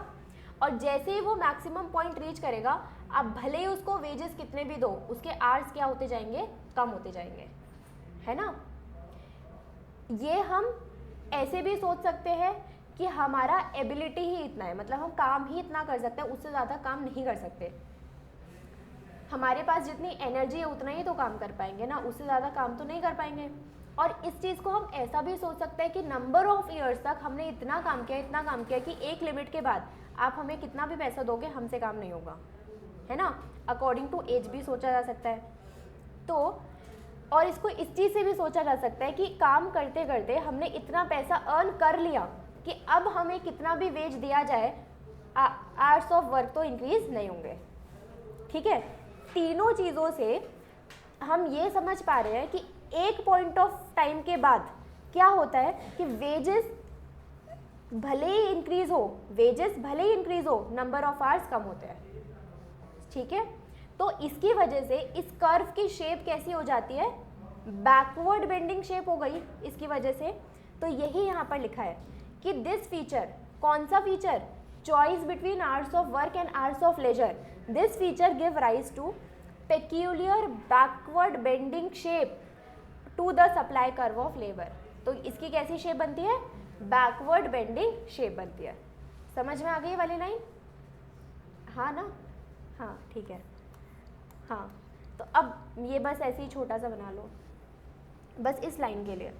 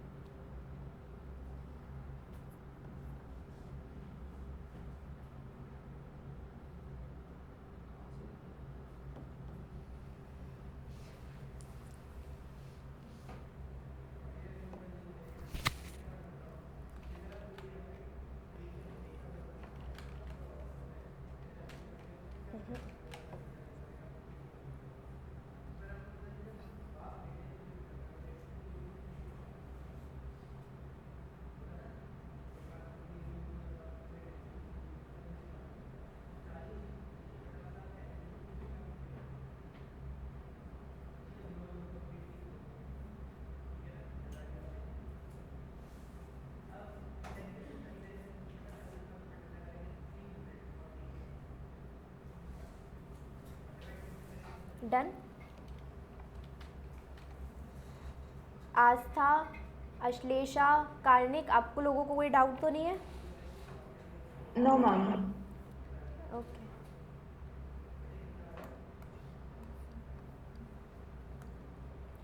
The supply of labour and wage rate is directly related. ठीक है, तो सप्लाई ऑफ लेबर और वेज रेट डायरेक्टली रिलेटेड होते हैं। It implies that as wage rate increases, labour tends to increase the supply of labour and reduce the hours of leisure. यहाँ पर हम जब तक ये इंक्रीज हो रहा था ना, यही चीज़ देख रहे थे कि जैसे ही वेज इंक्रीज होता जा रहा है, आवर्स भी क्या होते जाते हैं, इंक्रीज होते जाते हैं। दोनों डायरेक्टली रिलेटेड होते हैं एक दूसरे के साथ। और हमारे आवर्स ऑफ लेजर क्या होता है उस टाइम पे, कम होते जाते हैं। वेजेस इंक्रीज होंगे, नंबर ऑफ आवर्स वर्क करने के लिए इंक्रीज होंगे, तो number of hours number of hours leisure के क्या होंगे, डिक्रीज होंगे. However beyond a desired level of income, जब आपने उतनी इनकम अर्न कर ली है ना कि अब इसके बाद कोई कितना ही वेजेस दे भाई मैं तो काम नहीं करूँगा ज़्यादा, up to desired level of income के बाद labourer reduces the supply of labour, उसके बाद सप्लाई कम होती है, भले ही हमारे पास वेज रेट क्या हो, इंक्रीज हो, और उस टाइम पे जब लेबर ऑफ आवर्स कम होंगे तो labour number of hours for leisure क्या होंगे, इंक्रीज होंगे. ठीक है ना. Further rise to wage rate, that is he prefers to have more of rest and leisure than earning more money. तो एक टाइम के बाद अर्न नहीं, हम उस पैसे को खर्च करने की सोचते हैं, है ना. Capital, we may define capital as part of wealth of an individual or community which is used for further production of wealth. Capital किसका पार्ट होता है, हमारी वेल्थ का पार्ट होता है ना.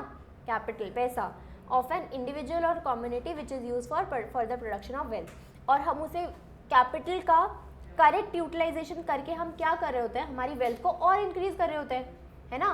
प्रॉफिट अर्निंग करके उसको और इंक्रीज ही तो करते हैं हम हमारी वेल्थ को. इनफैक्ट कैपिटल क्या होता है, स्टॉक कॉन्सेप्ट पढ़ा है हमने इकोनॉमिक्स में. दो कॉन्सेप्ट होते हैं, फ्लो कॉन्सेप्ट और स्टॉक कॉन्सेप्ट.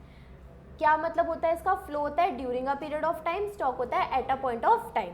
तो कैपिटल क्या होता है, stock concept which yields a periodical income which is a flow concept.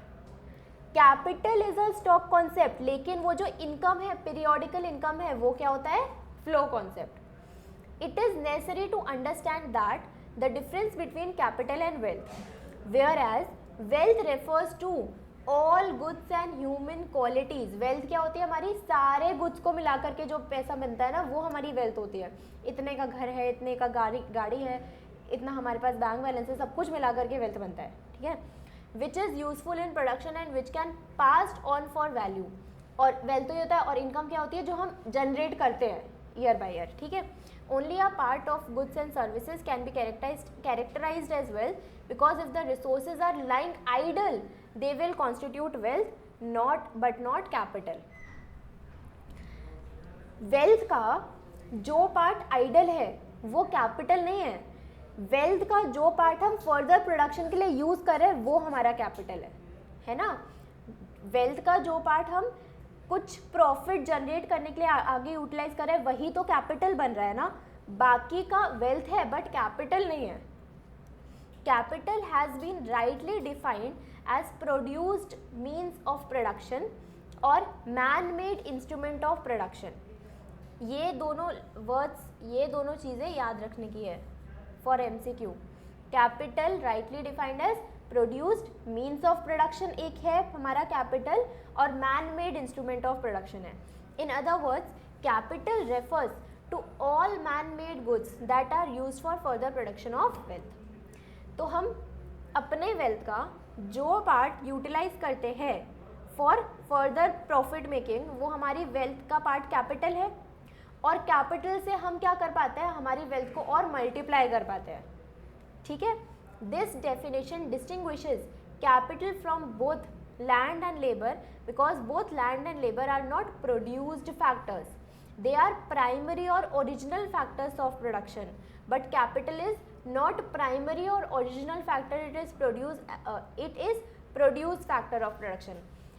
जो हमारा लैंड और लेबर है ना, वो उनको हम बोलते हैं ओरिजिनल फैक्टर्स ऑफ प्रोडक्शन. ये बात ध्यान में रखनी है MCQ के लिए. क्या कि जो हमारा लैंड और लेबर है उनको बोलते हैं ओरिजिनल फैक्टर ऑफ प्रोडक्शन, और हम कैपिटल को क्या बोलते हैं, प्रोड्यूस्ड फैक्टर ऑफ प्रोडक्शन. ठीक है. It has been produced. जो हमारा लैंड है वो नेचुरल रिसोर्स है, जो हमारा लेबर है वो ह्यूमन एफर्ट्स है, लेकिन कैपिटल क्या है, जो ये नेचर का कुछ भी नहीं है ना, वो मैन क्या करता है, प्रोड्यूस करता है, मतलब उसको वेल्थ बनानी पड़ती है अपनी. Machine, tools and instrument, factories, dams, canals, transport equipment, etc. are some examples of capital. All of them produced by man to help the production further goods. Land तो natural resource है ही है, labour भी अगर पढ़ाई नहीं होगी तो unskilled labour तो होगा ही, है ना, लेकिन कैपिटल तो हमें प्रोड्यूस करनी ही पड़ती है ना अगर हमें काम करना है तो इसलिए जो हमारा लैंड है और लेबर है वो क्या है, हमारे original factors of production. Capital हमारा प्राइमरी या ओरिजिनल फैक्टर नहीं है, कैपिटल हमारा क्या है, प्रोड्यूस्ड फैक्टर ऑफ प्रोडक्शन। ठीक है, टाइप्स ऑफ कैपिटल।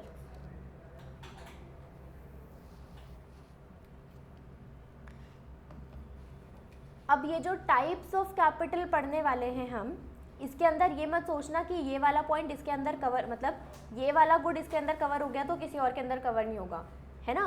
जैसे कि फिक्स्ड कैपिटल है और जैसे कि टेंजिबल कैपिटल है। तो एक बिल्डिंग तो फिक्स्ड में भी आ सकती है और टेंजिबल में भी आ सकती है ना, समझ रहे हो, मतलब एक को हम क्लासीफाई दो में कर सकते हैं, बस ये हम देख रहे हैं कि कितने कितने तरीके से क्लासीफाई कर सकते हैं। ठीक है, types of capital. Fixed capital is that which exist in durable shape and render series of services over a period of time. For example, tools and machine. Fixed capital क्या है, जो चीज़ें हमारी फिक्स्ड है। Okay, next circulating capital.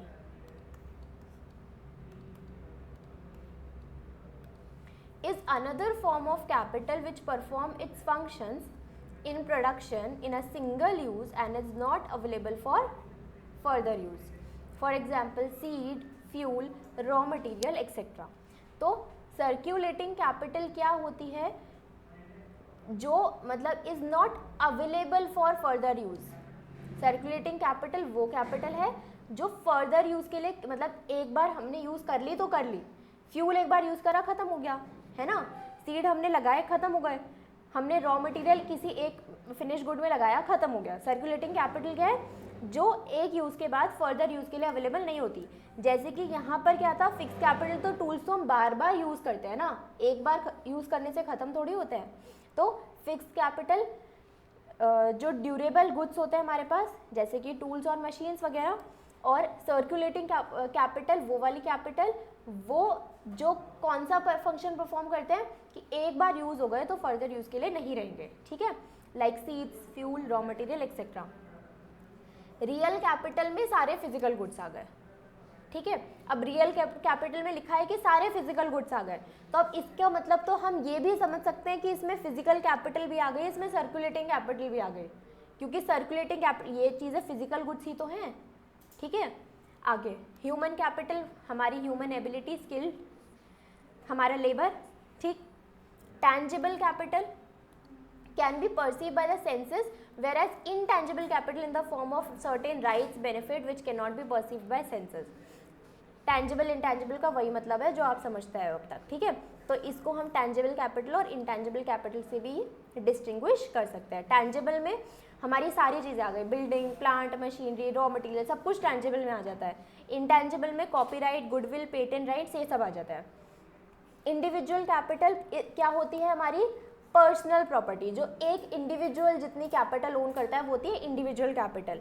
Social capital जो सबकी है, social capital public की कैपिटल, नॉर्मल, जैसे कि इन the form of road and bridges etcetera. अब यहाँ पर जो इम्पोर्टेंट पॉइंट है वो है ये कैपिटल फॉर्मेशन। ठीक है, पढ़ते हैं, अभी पानी पी लो बस।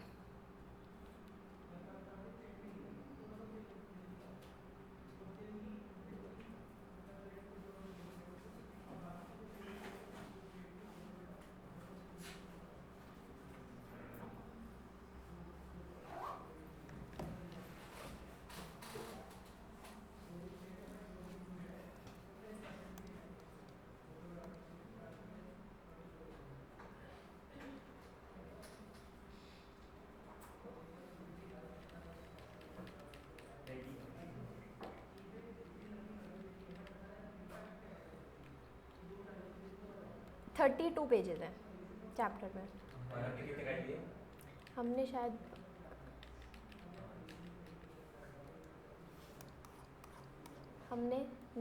नौवा भी चल रहा है अभी।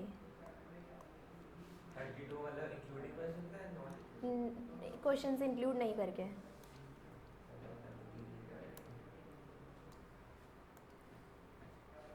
ठीक है, पढ़े कैपिटल फॉर्मेशन? नहीं नहीं, ऐसा कैसे? एटलीस्ट ये तो कंप्लीट करो। Capital formation, capital formation means sustained increase in the stock of real capital in the country. In other words, capital formation, ये बंद हो गया तभी गर्मी लग रही है, कोई चला के आ जाओ।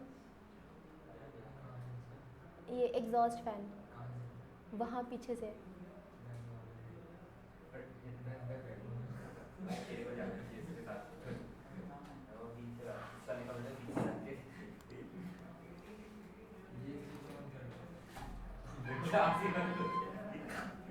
नहीं, वो वहाँ से कुछ मत छेड़ना, ये सब कुछ बंद हो गया था।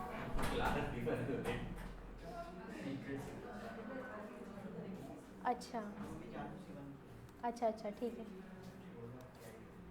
कैपिटल फॉर्मेशन, इसको अच्छा रहने दो, ये भी तेज़ नहीं कर सकते। Capital formation means a sustained increase in the stock of real capital in the country. In other words, capital formation involves production of more capital goods like machines, tools, factories, transport equipments, electricity, etc., which are used for further production of goods. Capital formation is known as investment. Capital formation क्या होता है?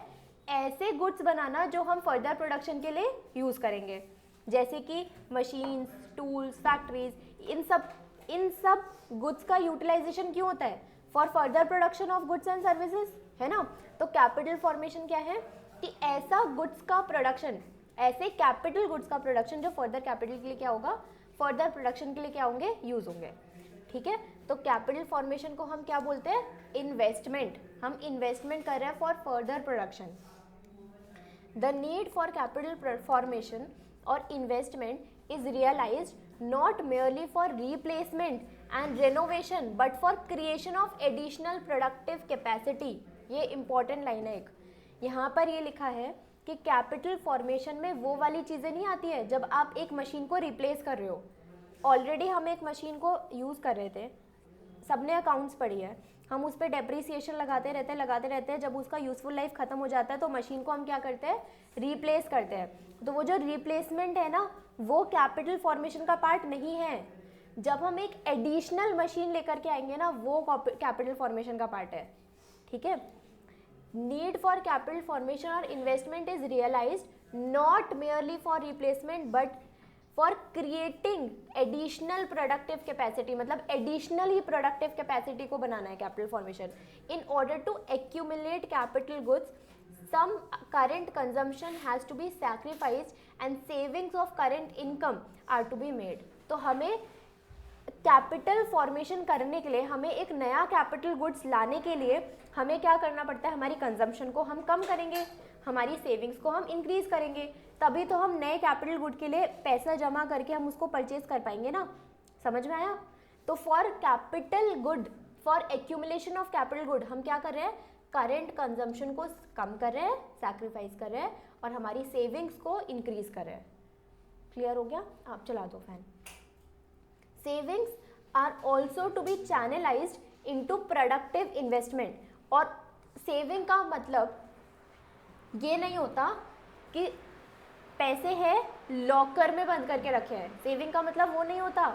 Saving को हमें एक productive investment करना पड़ता है जहाँ से हम कुछ और इनकम भी जनरेट कर रहे हैं, वो होती है हमारी सेविंग। ठीक है,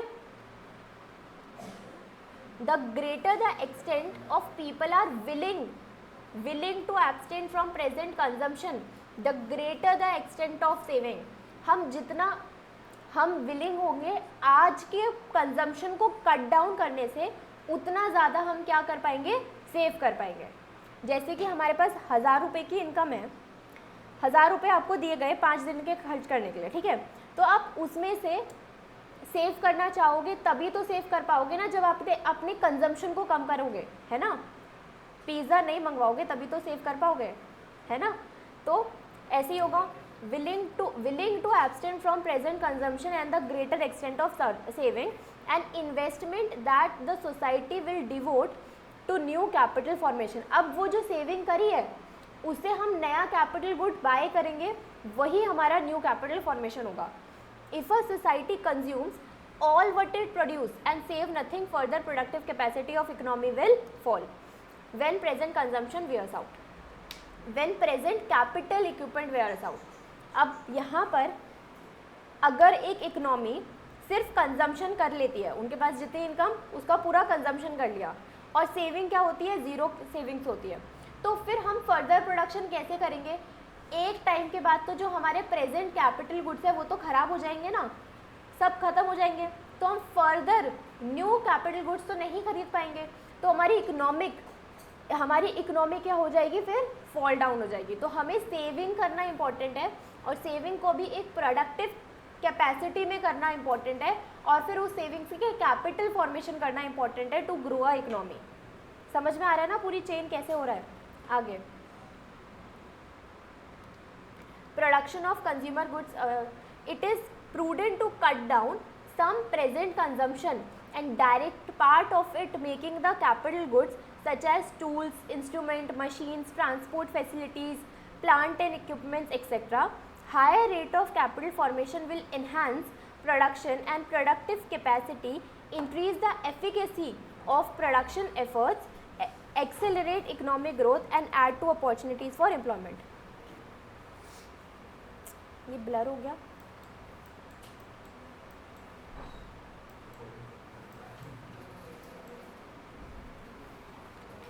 ठीक है, तो हमने क्या पढ़ा यहाँ पर कि हमें एक इकोनॉमी की जितनी भी इनकम है, ये पूरा पैराग्राफ मैं दोबारा एक्सप्लेन कर रही हूँ कि जो इनकम है उस इनकम में से हमारी जो करंट कंजम्पशन है उसे हमें कम करने की ज़रूरत है। जब कंजम्पशन कम होगी तब हमारी सेविंग क्या हो जाएगी, इंक्रीज़ हो जाएगी। सेविंग का यूटिलाइजेशन भी प्रोडक्टिव तरीके से होना चाहिए, कहीं ना कहीं इन्वेस्ट करो उसको, है ना। और फिर उस सेविंग्स को हमें कहाँ यूज़ करना है, उस सेविंग्स को हमें कहाँ यूटिलाइज करना है, कैपिटल गुड्स बाय करने के लिए। और जैसे ही हम कैपिटल गुड्स बाय करेंगे हमारा क्या हो पाएगा, कैपिटल फॉर्मेशन हो पाएगा।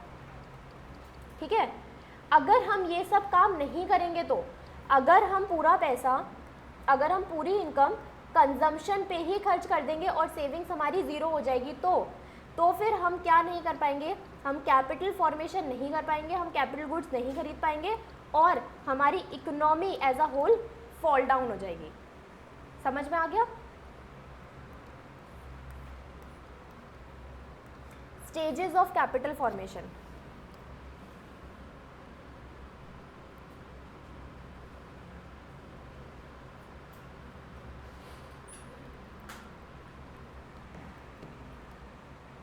Stages of capital formation. Savings, अभी जो हमने देखा ना इतना सारा, वो सेविंग्स ही, तो सेविंग्स के बारे में ही लिखा था। पहली स्टेज हमारी सेविंग ही तो है। पहला हमने क्या पढ़ा, कंजम्पशन को हटाओ और सेविंग को इंक्रीज करो। तो हमारा first stage of capital formation क्या है, सेविंग्स ही तो है। The basic factor of which formation of capital depends is the ability to save. The ability to save depends upon the income of an individual. Higher income are generally followed by higher savings, and this is because with an increase in income, the propensity to consume comes down and propensity to save increases। अगर हमारी income क्या होती है, income बढ़ती है तो उसके साथ ना हमारी प्रोपेंसिटी टू कंज्यूम कम होती है और प्रोपेंसिटी टू सेव बढ़ता है। ऑब्वियसली समझ में आ रहा है ना, इनकम बढ़ेगी तो हमारी कंजम्पशन, क्योंकि कंजम्पशन हम एक लेवल तक ही कर सकते हैं, है ना, उसके ज़्यादा आप क्या कंज्यूम करोगे, है ना। उसके बाद हमारी सेविंग करने की एबिलिटी इंक्रीज होती जाती है जैसे जैसे इनकम इंक्रीज होती है। समझ में आया। This is true not only for individual but also for economy as a whole. A rich country has greater ability, जिसके पास पैसे ज़्यादा है वो ज़्यादा सेविंग करेगा, ठीक है। A rich country has greater ability to save, thereby can get richer quickly compare to poor countries, और वो अगर ज़्यादा सेविंग्स करेंगे तो वो ज़्यादा कैपिटल फॉर्मेशन करेंगे और ज़्यादा जल्दी उनकी इकोनॉमी क्या हो जाएगी, ग्रो करेगी। विच हैज़ नो एबिलिटी, और पुअर कंट्री के पास क्या हो जाएगी, एबिलिटी टू सेव ही नहीं हो पाएगा, क्योंकि उनके पास वैसे ही पैसे कम है, तो पूरा पैसा उनका कहाँ पर खर्च हो जाएगा, कंजम्पशन पे खर्च हो जाएगा, तो उनकी सेविंग्स क्या होगी, नील या फिर बहुत कम। Therefore, limited capacity for growth in national income given to capital output ratio. It is not only the ability to save, but the willingness to save also counts a great deal. अब आपके पास 2 students हैं, दोनों को 1000 rupees दिए। अब उसमें से हो सकता है ना कि किसी ने तो अपने पूरे 1000 रुपये खर्च कर दिए और किसी ने 500 रुपये खर्च करे और 500 रुपये सेव करें। अब ये जो चीज़ है, कौन सेविंग करेगा नहीं करेगा, ये तो डिपेंड करता है from person to person, from economy to economy, है ना। तो यहाँ पर जो एबिलिटी टू सेव है ना, वो विलिंगनेस टू सेव, मतलब विलिंगनेस पर भी डिपेंड करती है, समझ रहे हो, विलिंगनेस पर भी डिपेंड करती है। Willingness to save depends upon the individual concern about his future as well as upon the social setup in which he lives. If an individual is far sighted, अब कोई ऐसा बच्चा है जो दूर की सोचता है, वो सेव करेगा। जो आज मज़े करने की सोचता है वो सेव नहीं करेगा, वो आज खर्च कर देगा, है ना। If an individual is far sighted and wants make his future secure, he will save more. Moreover the government can enforce compulsory saving, और गवर्नमेंट कंपल्सरी सेविंग्स भी करवाती है। गवर्नमेंट क्या करती है, टैक्स में डिडक्शन दे देती है अगर हम सेविंग करते हैं पर्टिकुलर स्कीम में, गवर्नमेंट की पर्टिकुलर स्कीम्स में, ठीक है। Compulsory saving on employed people by making insurance, और उनका प्रोविडेंट फंड भी होता है compulsory saving. Government can also encourage saving by allowing tax deductions on income saved. In recent years business community savings and government savings are also becoming important. समझ में आया saving वाला part पूरा? किसी को कोई डाउट नहीं है? Mobilisation of savings. It is not enough that people save money. The saved money should enter into a circulation and facilitate the process of capital formation. अब सेव करके लॉकर में नहीं रखना है, हमें उसे इकोनॉमी में लेकर के आना है, कहीं ना कहीं इन्वेस्ट करो उसको, है ना। अगर हम उसको सेव करके अपने घर के लॉकर में ना रख के हम उसे फिक्स्ड डिपॉजिट में भी डालेंगे, तो वो आगे जो बैंक है, बैंक उस पैसे को आगे किसी बिजनेस को देगा एज अ लोन। वो पढ़ा है ना आपने इकोनॉमिक्स में, मनी मल्टीप्लायर, मनी वाले चैप्टर में, वही ऐसे, ठीक है। आगे किसी को लोन के लिए दिया जाएगा तो वो उस पैसे को कैपिटल फॉर्मेशन के लिए यूज़ करेगा, तो वो है मोबिलाइजेशन ऑफ सेविंग्स, ठीक है। Availability of appropriate financial product and institutions are necessary for precondition for mobilisation of saving. मतलब हमें यहाँ पर बीच में क्या आ जाता है, इंटरमीडियरीज, मतलब फाइनेंशियल इंस्टीट्यूशन, बैंक्स और ये सब, है ना, वो हमारी हेल्प करते हैं for mobilisation of savings. There should be a widespread network of banking and other financial institutions to collect public saving and take them to prospective investors. समझ में आई ये लाइन? नहीं आई? मतलब कि जो पैसा हमने सेव करा बैंक में, हमने तो हमारी सेविंग बैंक में रखी है। अब बैंक क्या करता है, बैंक एक जगह से सेव करता है तो बैंक इकट्ठा करके थोड़ी रखता है पैसे, आगे लोन पे देता है ना। इनसे जो पैसा इन्होंने सेविंग के लिए रखा है उनको कम इंटरेस्ट रेट देता है, और जो बैंक ने लोन की तरह से दिया है उनसे ज़्यादा इंटरेस्ट रेट देता है, और यही बैंक की इनकम होती है। तो ये पैसा बैंक के पास जमा नहीं रहता, कहीं ना कहीं यूटिलाइजेशन में आता है। और जब वो पैसा लोन पर दिया है, अगर किसी बिजनेसमैन को लोन पर दिया है तो वो कैपिटल फॉर्मेशन के लिए उस पैसे को यूटिलाइज करेगा, है ना। तो ये है हमारा mobilisation of saving. In this process, the state is very important and positive role to play both in generating savings through various fiscal and monetary incentives and channelizing the saving toward priority needs of the community. तो यहाँ पर हमने mobilization of saving में क्या पढ़ा कि saving हमें करनी है अच्छे तरीके से, है ना। मतलब सेविंग को बैंक में डालो, फिक्स डिपॉजिट में डालो, म्यूचुअल फंड्स में डालो, शेयर खरीदो, मतलब कुछ भी करो, लॉकर में बंद करके मत रखो, ठीक है, तभी वो आगे यूटिलाइज हो पाएगा और कैपिटल फॉर्मेशन उसका हो पाएगा।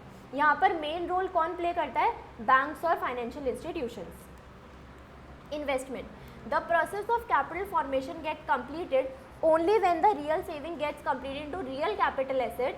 An economy should have an entrepreneurial class which is prepared to bear the risk of business and invest saving in productive avenues so as to create new capital asset. अब इसका मतलब ये है कि अब यहाँ पर जो हम सेविंग कर रहे हैं उसका करेक्ट इन्वेस्टमेंट होना चाहिए, उसे हमें करेक्टली कैपिटल एसेट में इन्वेस्ट करना चाहिए, तभी कैपिटल फॉर्मेशन हो पाएगा। अगर हम उसका करेक्ट यूटिलाइजेशन नहीं करेंगे तो नहीं होगा कुछ भी। समझ गए? तो 3 स्टेजेस क्या हैं? सेविंग पहले करना इम्पॉर्टेंट है, फिर उसका करेक्ट मोबिलाइजेशन इम्पॉर्टेंट है और सेविंग के बाद उसका इन्वेस्टमेंट इम्पॉर्टेंट है। ये हमारी स्टेजेस है। क्लियर हो गया? यहाँ तक किसी को कोई डाउट? हमने लैंड लेबर कैपिटल 3 चीज़ें पढ़ ली। डाउट किसी को? ऑनलाइन? नो। ठीक है, एंटरप्रेन्योर से कल स्टार्ट करेंगे। ठीक है, और कल हमें याद रखना, अभी 1 सेकेंड रुको, 10 पेज हुए हैं।